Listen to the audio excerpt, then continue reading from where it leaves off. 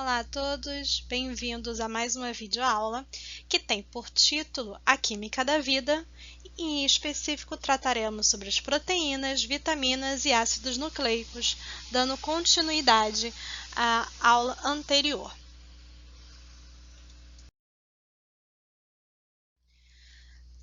Bem, o que espero que você tenha entendido ao final desta aula? Tenha compreendido que os seres vivos são constituídos por átomos de vários elementos químicos, isso vimos no vídeo anterior, organizados em diversos tipos de substâncias orgânicas, principalmente glicídios, lipídios, que falamos também no vídeo anterior, e neste vídeo as proteínas e os ácidos nucleicos. Então vamos relembrar o que vimos no vídeo anterior, que os seres vivos são formados por várias substâncias, dentre elas, que vimos os fosfolipídios, tipos de lipídios, glicídios, a glicose e a água. Então vimos que somos formados por tudo isso. Então agora vamos dar continuidade e falar sobre um novo tipo de molécula orgânica. Lembra que falamos dos fosfolipídios e que ele formava justamente a membrana plasmática, que é isso aqui, ó. Essa aqui é a membrana plasmática cheia de fosfolipídios. E ela é que vai recobrir toda a nossa célula. Então, toda a nossa célula, ela é formada, ela é circundada por uma membrana que a gente chama de membrana plasmática. Mas além dos fosfolipídios, dessas estruturas, dessa bicamada lipídica, nós encontramos nela também as proteínas, que são essas outras coisinhas aqui, ó, que nós encontramos, tá vendo? Isso aqui tudo são proteínas. Mas então, o que são proteínas? Bem, são substâncias presentes no nosso corpo que têm diversas funções. Dentre essas funções, temos a função estrutural. Então, são proteínas que fazem com que o seu corpo tenha uma estrutura, com que suas células fiquem uma unidas às outras e elas não se desprendam com facilidade. É um tipo de proteína que permite isso. Então, ela dá estrutura ao nosso corpo, tem diversos tipos de proteínas estruturais. Funções enzimáticas também. Então, nós chamamos de enzimas. Vou escrever aqui, enzimas. Proteínas diferenciadas que tem no nosso corpo que faz com que uma reação, a gente chama elas de catalisadoras, então uma reação química que demoraria a acontecer naturalmente, elas aceleram o tempo de reação dessa reação química, né? Então elas aceleram e por isso elas são chamadas de enzimas, tem um nome especial. Então toda enzima é uma proteína, mas nem toda proteína é uma enzima. Somente aquelas que têm ação de catalisadora, de acelerar reações, são as enzimas. As proteínas também atuam na defesa do nosso corpo. Provavelmente você já ouviu falar em anticorpos. Anticorpos são tipos de proteínas que são fabricadas pelo nosso corpo para a nossa defesa. Falaremos mais sobre isso na segunda série do ensino médio, tá? Sobre anticorpos e como o nosso corpo se defende. As proteínas também têm função de transporte. Lembra lá da membrana plasmática? Daquelas proteínas que eu falei que estavam inseridas nela? Ela permite com que coisas entrem e coisas saiam das nossas células. Por isso, elas têm essa função de transporte. E há proteínas também hormonais, como a famosa insulina, que a gente escuta muito falar, são tipos de proteínas também. Então, proteínas são coisas que você vai cansar de escutar ao longo da disciplina e ao longo da sua vida também. Estamos o tempo todo falando em proteínas. Então, já que elas são tão importantes, é importante conhecer como elas são também. Elas são formadas por estruturas que a gente chama de aminoácidos. Nossa, que nome complicado. Um aminoácido, isso aqui que está aqui embaixo, você está vendo. Por que eles são chamados de aminoácidos? Porque eles têm um grupo amina, que é esse primeiro grupo aqui, e um grupo ácido.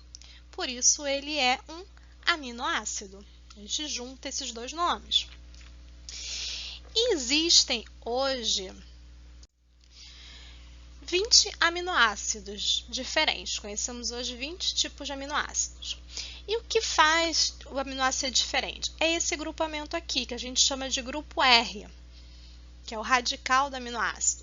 Dependendo do que chega ali, nós teremos um aminoácido diferente. Esse aqui é a alanina. Quando ele tem esse radical, nós chamamos ele de alanina.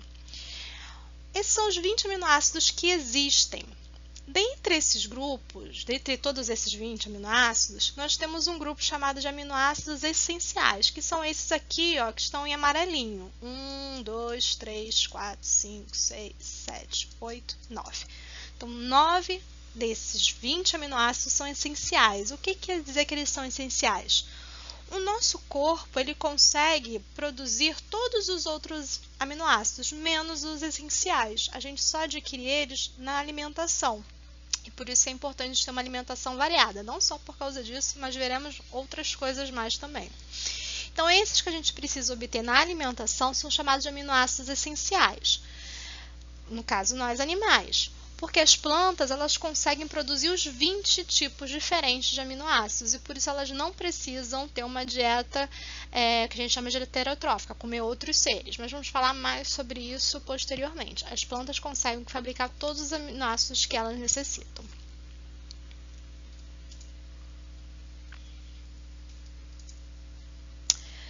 Bem, deixa eu limpar aqui a tela para a gente entender melhor agora. Para facilitar a nossa compreensão daqui para frente, não ficar aquele elemento químico gigante, vamos tratar cada aminoácido como uma bolinha, tá certo? Então, essa bolinha aqui vai representar um aminoácido, vamos dizer que essa aqui está representando a alanina. Uma proteína não é formada só por um aminoácido, ela é formada, na verdade, por um conjunto de aminoácidos. Então, aqui vai ter um outro aminoácido, a gente pode dizer que é arginina, outro aspartato e assim vai. E cada proteína vai ter uma sequência diferente também de aminoácidos. E vamos explicar isso melhor nas próximas aulas. O que você precisa entender é que proteínas são formadas por aminoácidos e que eles podem ser de 20 tipos diferentes. Esses aminoácidos eles estão ligados. Essa ligação, a gente vai ver no próximo slide, são chamadas de ligações peptídicas. Certo? Então, a ligação entre um aminoácido e outro a gente chama de ligação peptídica.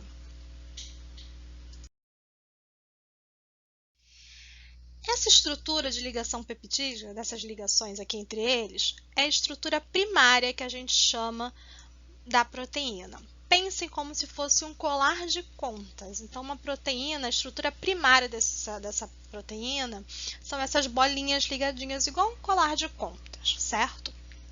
Só que a proteína ela não tem só esse tipo de ligação. Então, para facilitar a nossa... Só tem esse tipo de ligação peptídica, mas não tem esse tipo de estrutura só. Ela tem outras estruturas. Para facilitar, então, a gente está tirando a ligação que estava lá, ela não some, a gente só está aproximando para vocês entenderem como é uma estrutura primária. Então, é como se fossem esses todos unidos. Vai formar, então, posteriormente, esse colar de contas, ele consegue se reorganizar, formando o que a gente chama de estrutura secundária. Ela pode ser nesse formato que a gente chama de alfa-hélice, que é como se fosse pense num cachinho de cabelo, no arame do seu caderno, então a gente chama isso de alfa-hélice. Ou ela pode ter esse formato. Nessa aqui do lado é o que a gente chama de folha beta, como se fosse uma folha de papel dobrada. Tem outra estrutura também, tem a volta, mas você não precisa se preocupar com esses nomes específicos. Só precisa entender que esse colar de contas da estrutura primária, ele continua se enrolando de outras formas. E conforme ele vai se enrolando, a gente chama de estrutura secundária. Essa estrutura secundária, ela também se enrola, vamos dizer assim. Então, a conformação que ela tem, a gente chama de estrutura terciária. Então, as estruturas secundárias continuam se enrolando, formando a estrutura terciária. E algumas proteínas, elas não vão ter só uma conformação assim, só uma sequência de ligação peptídica. Ela vai ter várias sequências misturadas, formando o que a gente chama de uma estrutura quaternária. Então, são várias diferentes, vou botar até cores diferentes para você ver bem como essa proteína são vários fragmentos juntos. Então, nós temos a estrutura primária, que aí lembra lá do colar de contas, são cada aminoácido juntinho. Esses aminoácidos começam a se enrolar, na estrutura secundária, uma enrolação geral, várias dobras diferentes juntas, e quando se mistura vários tipos diferentes de estruturas terciárias, nós temos a estrutura quaternária, tá? Certo, para a proteína fazer a sua função, ela tem que ter essa estrutura bonitinha, ela tem que estar perfeita. Alguns fatores podem tirar essa forma da proteína, pode fazer com que aconteça um processo que a gente chama de desnaturação. Então, ela perder essas ondinhas, os cachinhos, vamos dizer, que ela formou. Que fatores são esses? O calor é um deles, então quando você começa a esquentar, você desnatura proteínas. Sabe o ovo, quando você coloca na frigideira que ele começa a mudar de cor? Então, aquilo é uma desnaturação da proteína do ovo, por isso que a clara fica branca. Né? A clara, aquela transparente, fica branca. Então, está acontecendo um processo de desnaturação. E por isso que a gente tem que ter muito cuidado com febres muito altas, porque pode gerar uma desnaturação de proteína no nosso corpo e você ter algum tipo de sequelas por causa disso. Por isso que febre muito alta é uma preocupação. E logo o médico tem que ir para o hospital, o médico vê o que está acontecendo. Outra coisa que faz a proteína perder esse formato dela é a variação de acidez. A acidez eu não vou explicar muito sobre ela, vocês vão ter uma explicação melhor na disciplina de química, mas o que você precisa entender é que existem ácidos, né? E conforme você varia o ácido, o que a gente chama de pH, né? Você pode perder a forma também da proteína, certo? O professor de química vai explicar melhor para vocês como funciona o pH, a escala, que é de 0 a 14, e o que é o ácido, o que é um base, o que é um elemento neutro. Então, cada proteína também vai ter o seu nível de acidez mais adequado. E se você bota ela em outro meio mais ácido ou mais básico, você pode desnaturar também essa proteína. E ela, consequentemente, ela perde sua função. Certo, entramos proteínas, agora nós vamos falar de vitaminas. O que são vitaminas? São quaisquer substâncias que estão no nosso organismo e que ele precisa para fazer suas atividades, certo? Muitas delas vão trabalhar junto com as enzimas. Lembra lá? As enzimas são tipos de proteínas que aceleram reações químicas que o nosso corpo precisa para continuar funcionando. Nós dividimos vitaminas em dois grandes grupos, as que são lipossolúveis, e aí você vai lembrar lá do vídeo da água e dos lipídios. Lipossolúvel quer dizer que elas são apolares, então elas não se dissolvem em água, só se dissolvem em gordura. Então, exemplos de lipossolúveis é a vitamina A, vitamina D, vitamina E e vitamina K. E as hidrossolúveis são aquelas que se dissolvem apenas em água. Então, temos aqui a família dos Bs, né? B1, B2 e também a vitamina C. Eu deixei uma nota aqui importante para vocês saberem que a vitamina D, normalmente da alimentação, quando a gente come, a gente não adquire a vitamina D pronta. A gente adquire o que a gente chama de um precursor de vitamina D. E esse precursor é uma coisa anterior, tá? Anterior a se formar algo. Esse precursor dessa vitamina, ele precisa que a gente se exponha ao sol, aos raios ultravioletas do sol, para que ele seja quebrado e assim a gente tenha a vitamina D para o nosso corpo. Então, não adianta você comer um monte de alimento rico em vitamina D e você não pegar sol. Você vai ter lá o precursor, mas você não vai ter ela disponível para o seu corpo usar, certo? Por isso que eu botei esse detalhezinho aqui. Outras informações importantes que a gente precisa saber sobre vitaminas é que a gente chama de avitaminose a falta de qualquer tipo de vitamina no nosso corpo. Então, se você vê um diagnóstico que você está com uma avitaminose, quer dizer que você está com a ausência de alguma vitamina. E aí você precisa saber que vitamina é essa. Vitamina A, vitamina D, vitamina C, que vitamina é essa que está em falta no seu corpo, tá? Uma vitaminose muito comum, que a gente escuta muito falar, porque foi muito presente, principalmente nas aulas de história, provavelmente algum professor deve já ter falado, é o escorbuto, que afetava muito os marinheiros que ficavam muito tempo, né, navegando e lá não tinha disponibilidade de vitamina C com facilidade, comer laranjas, limões, né? Não dava para ficar meses e meses à deriva no mar e ter esses alimentos. A falta dessa vitamina leva a vários problemas, como sangramento de gengivas. Então, os marinheiros começaram a sofrer desse mal até que foi diagnosticada que era por falta desse tipo de vitamina. Então, você pode escutar muito ouvir falar em escorbuto. Outra vitaminose também que ficou conhecida foi o beriberi, que era foi muito comum entre chineses e japoneses. E esse nome significa eu não posso, eu não posso. Por que ela tinha esse nome? Porque também eram marinheiros que eles não conseguiam se levantar dos leitos. Eles tinham muita fraqueza muscular. E foi descoberto que era também por falta de vitamina, e essa doença pode ser facilmente prevenida ao ingerir vitamina B1, né? Alimentos ricos em vitamina B1, certo? Então, essas são as duas principais que vocês podem escutar, de repente, no Enem ou algum exame que vocês vão fazer, mas não existem só essas, existem diversos tipos diferentes de avitaminose e também as consequências dela, ok?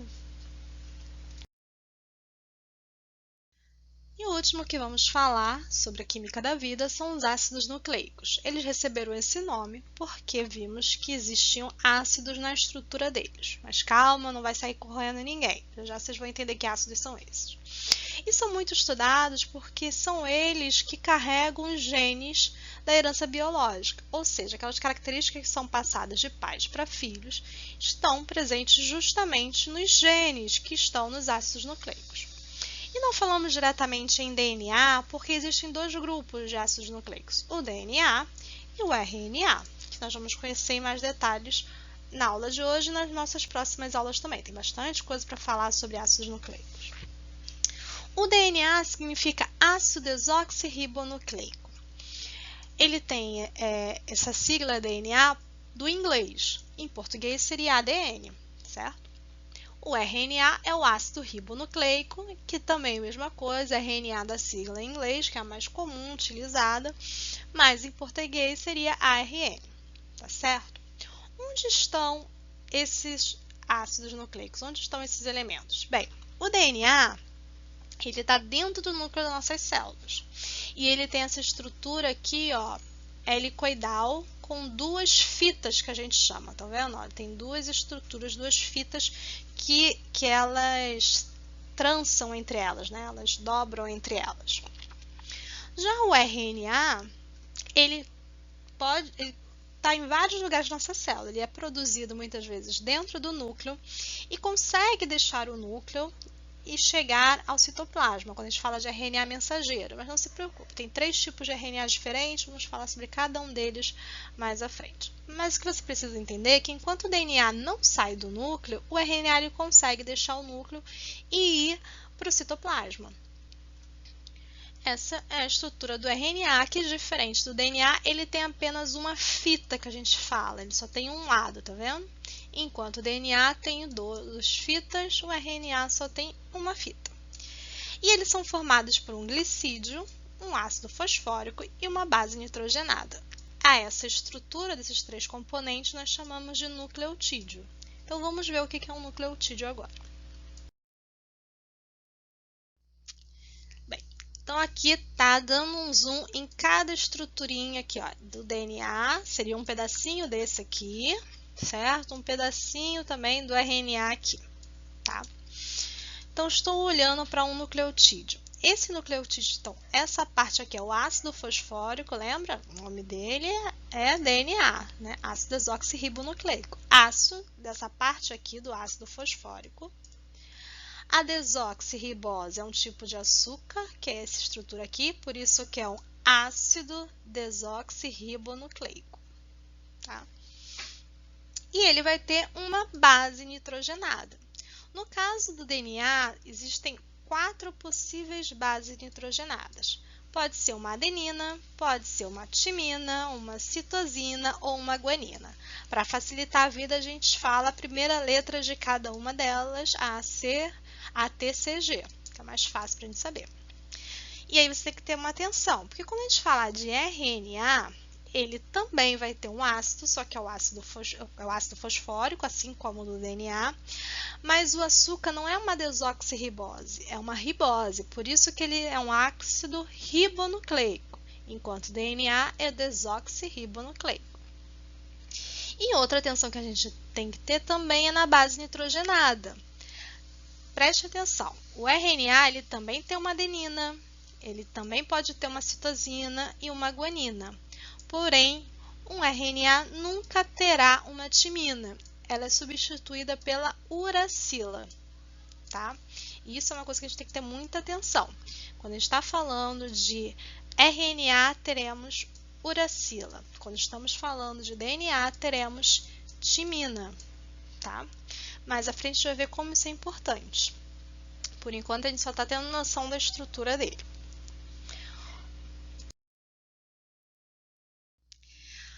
Olhando o DNA mais de perto, então, enquanto o RNA ele só tem uma fita, vimos que o DNA tem duas. E como é que essas fitas se encontram? Como é que a gente forma essas duas fitas? Justamente as bases nitrogenadas fazem ligações, que a gente chama de ponte de hidrogênio. Ponte porque está uma ligando a outra, e quem fica no meio é justamente um átomo de hidrogênio, são as pontes de hidrogênio. A adenina, ela se liga por duas pontes com a timina, enquanto a citosina se liga, tem uma ligação mais forte que a gente fala, porque são 3 pontes com a guanina. E são essas estruturas que fazem, aqui ó, seria aqui a adenina com uma timina, uma citosina com uma guanina. É isso que permite o DNA ter essa configuração de duas fitas, que a gente chama aqui, são as duas fitas de DNA. Aqui os elementos, ó, você vai ver que o grupamento fosfato de um nucleotídeo vai se ligar com o açúcar, no caso da desoxirribose, do outro nucleotídeo, certo? Que são essas estruturas aqui mais internas. E aqui no meio que estabelece a ligação são as pontes de hidrogênio. Então, A sempre se liga com T, C sempre se liga com G. Essas ligações sempre acontecem. A nunca A vai se ligar com G. Isso nunca acontece. A só se liga com T. Eles formam parzinhos. E nas próximas aulas a gente vai entender como isso é importante. Então, A casar com T, C casar com G. Porém, quando a gente fala de RNA, a gente vai ver mais à frente que A não vai casar com T, vai casar com outra pessoa. E eu espero que você já imagine com quem, tá certo? Falando quimicamente, nós dividimos por causa da estrutura. Deixa eu dar uma limpadinha aqui para facilitar a nossa vista. Quimicamente, se você olhar, olha como a adenina, deixa eu pegar uma cor diferente, como a adenina aqui, ó, não ficou boa essa cor, né? Deixa eu pegar um verde, mas como a adenina é parecido com a guanina. Tá vendo como a estrutura é parecida? São poucas coisas diferentes delas, né? E por isso elas são chamadas de bases nitrogenadas do tipo purinas. Elas têm 2 anéis, estão vendo? Então elas são purinas. Enquanto a citosina, que é amarelo, a citosina e a timina são parecidas também, ó, só tem um anel. Elas são chamadas de pirimidinas, tá? Como a gente faz para saber esses nomes? É complicado? É complicado. A dica, o bizu, é água pura. AG, então você vai lembrar de água, AG, purina, água pura. Então você já sabe que adenina e guanina são purinas. Então, o que sobra, citosina e timina, pirimidinas. Certo? Uma dica aí para vocês quando estiverem fazendo Enem, algum vestibular, saber diferenciar quem é purina e quem é pirimidina. Então, chegamos ao fim de mais uma videoaula. Sei que esse conteúdo é um pouquinho complexo, espero que vocês tenham entendido. Se não entenderam, vejam o vídeo de novo, pausem quando for necessário e tirem suas dúvidas também lá na nossa sala de aula, deixem nos comentários, olha, não entendi esse ponto, a gente nem que faça outro vídeo, a gente dá um jeito para resolver essas dúvidas. Então, aguardo vocês na próxima semana e até a próxima. Tchau, tchau!